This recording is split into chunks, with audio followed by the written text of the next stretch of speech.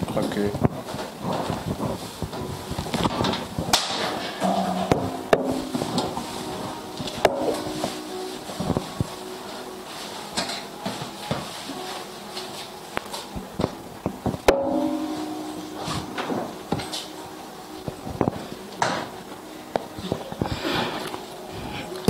Nombre, chapitre 13, à partir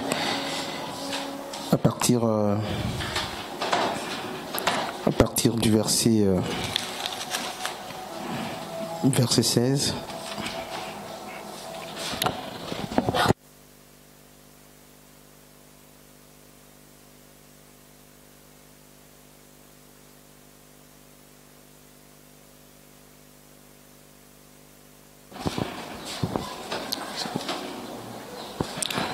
Nombre 13, à partir du verset 16.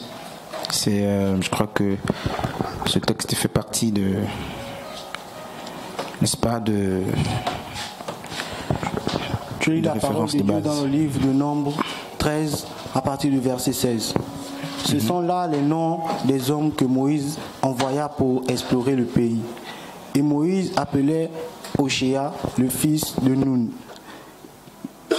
Yehoshua. Verset 17. Oui. Quand Moïse les envoya pour explorer le pays de Canaan, alors il leur dit, montez ici dans le Negueb et vous devrez monter dans la région montagneuse. Ok. Et donc c'est nombre 13 à partir du verset 16. Nous sommes là.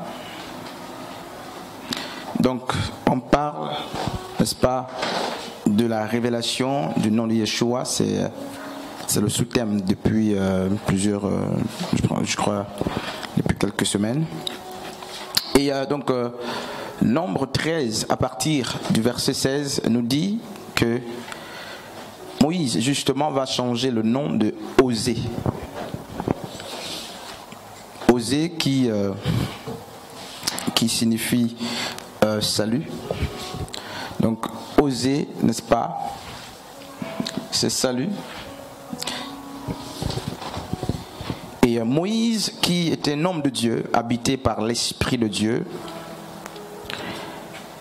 poussé par l'Esprit de Dieu, par le Seigneur, va devoir changer le nom d'une personne qui devait justement être son successeur.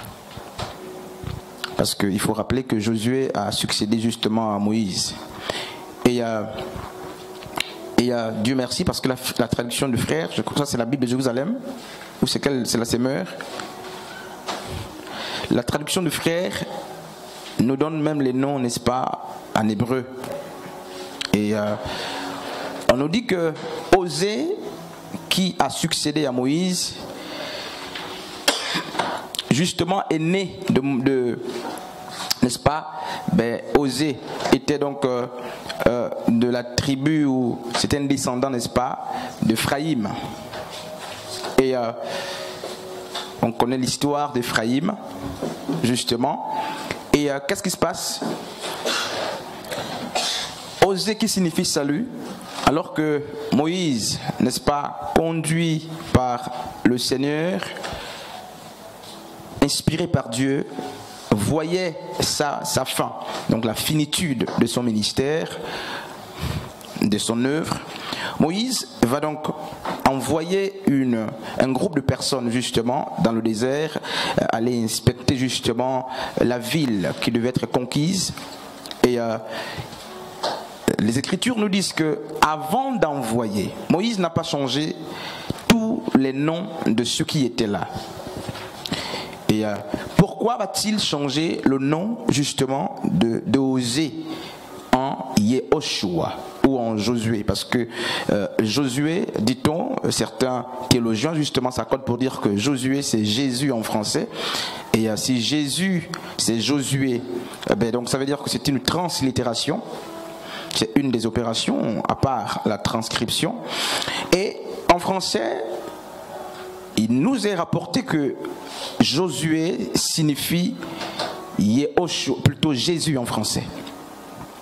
Et donc Moïse qui avait la révélation que pour aller en expédition, pour aller conquérir, pour aller sauver, il faut la révélation des noms, parce que rappelez-vous que ce même Moïse, lorsqu'il a été envoyé, n'est-ce pas, par Dieu vers l'Égypte, Dieu a dû se révéler à Moïse en tant que le tétragramme.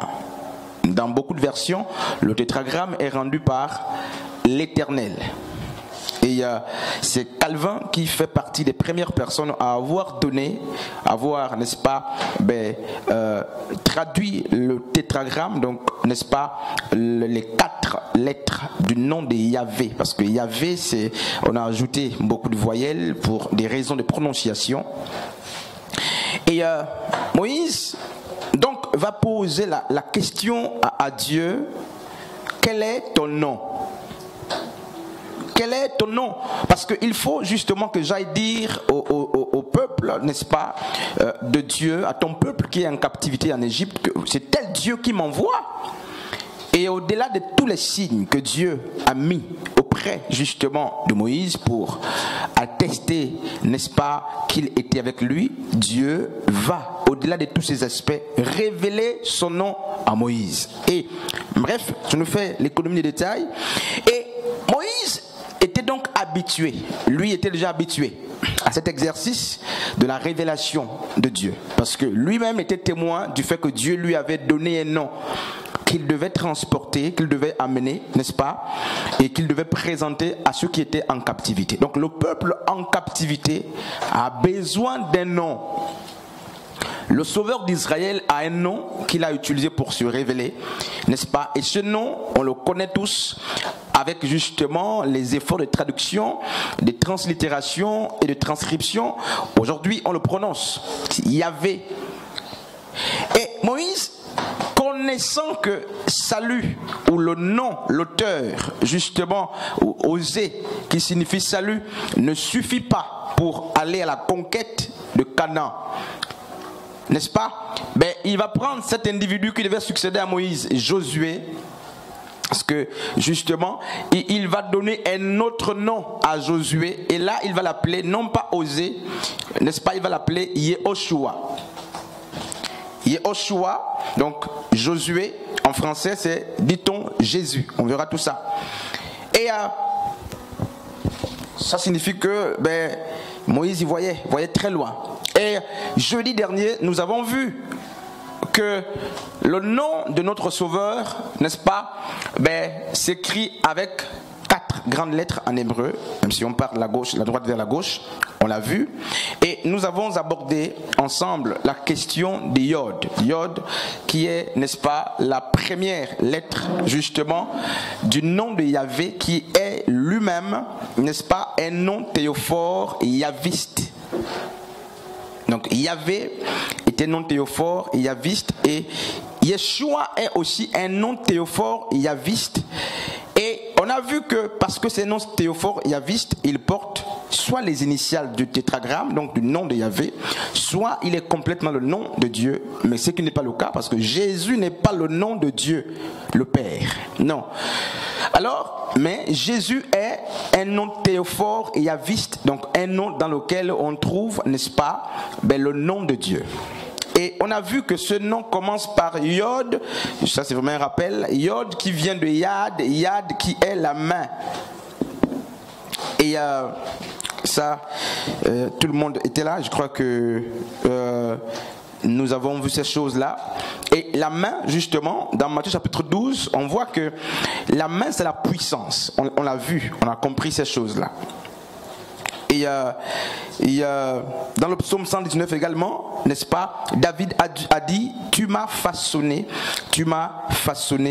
par tes mains. Donc le Yod était l'image de quoi? D'une part, nous l'avons vu, c'était un rappel de la puissance, on l'a vu. Et par rapport à la position du Yod, qui est la 10e lettre, n'est-ce pas, sur 22 lettres de l'alphabet hébraïque, on a dit que Yeshua, d'après Colossiens chapitre 1er, à partir du verset 15 jusqu'à 16, est le premier-né, n'est-ce pas, de la création, le fils aîné de Dieu. Et comment comprendre que, n'est-ce pas, le nom du Messie commence par Yod. On a dit au-delà de l'aspect de la puissance, justement, n'est-ce pas, que présente la lettre Yod, donc qui, le plus c'est W-Y, n'est-ce pas, en français. On a vu qu'au-delà de la puissance, il y a un autre aspect que Yod nous enseigne, c'était l'humilité. C'était donc l'humilité. L'humilité, pourquoi? Parce que justement, la lettre Yod est la plus petite lettre de l'alphabet hébraïque. C'est la plus petite lettre de l'alphabet hébraïque. Et on a vu toutes ces choses pour ceux qui étaient là. Et je sortais justement de la maison, après le bain, je sortais pour venir ici. Et il y a un jeune homme, je crois qu'il a peut-être 5 ans par là, qui est venu en courant, m'embrasser vers moi là, il est venu là. Et il va dire, Pasteur Christ, nous ne sommes pas venus à l'église. Non, il dit, je ne suis pas venu à l'église. Et je dis, pourquoi tu n'es pas venu? Il dit, parce que papa et maman ont dit que tu es un pasteur sorcier. N'est-ce pas? Un petit enfant du quartier, vous le connaissez certainement, je vais taire le nom. Et il est venu vers moi pour me saluer avec un gros sourire. Et il me dit, mais je ne suis pas venu à l'église. Je dis, pourquoi? Il dit, parce que papa et maman ont dit que tu es un sorcier. Et je bénis le Seigneur, n'est-ce pas, pour ces choses. Et puis j'ai ri et je crois que chaque espèce, n'est-ce pas, de la création doit faire son travail. Les oiseaux doivent chanter, les coqs doivent chanter aussi, tout ça. Les chiens doivent aboyer et voilà, les prophètes doivent parler, les humains doivent parler. Et en tout cas, chaque espèce doit faire son travail. Donc la peine ne vaut de répondre au bruit des oiseaux. Aujourd'hui, nous voulons parler, n'est-ce pas, d'une autre chose. Et en quelques minutes. Donc au-delà du Yod que nous avons vu la dernière fois, donc ceux qui n'étaient pas, nous vous conseillons soit de suivre les directs, l'enseignement sur YouTube ou de prendre les audios quelque part. Donc il y a la deuxième lettre qui n'est-ce pas, qui est trouvée dans le nom de Dieu, c'est la lettre Shin. Shin. Et le Shin, c'est ce qui renvoie justement, n'est-ce pas, au sigma. Et c'est le S en français. C'est le S en français. Mais on ne va pas rentrer dans les enseignements ésotériques ou kabbalistes parce qu'il y a aussi beaucoup de choses là-bas à dire. Et je vais d'abord lire un texte, n'est-ce pas? Acte, chapitre... Apocalypse d'abord. Apocalypse chapitre 19. Apocalypse 19 à partir du verset 13. Apocalypse 19.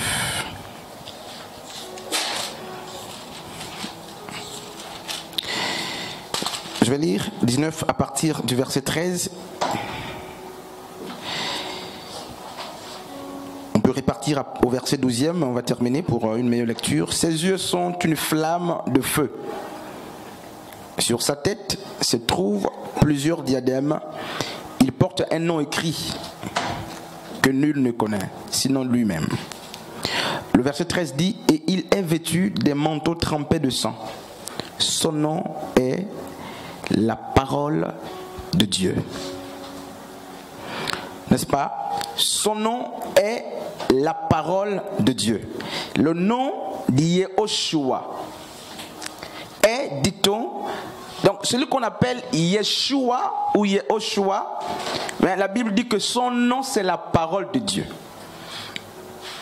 Et dans Acte chapitre 9, Acte chapitre 9, on va lire ce texte-là vite, pardon. Acte chapitre 9 à partir du verset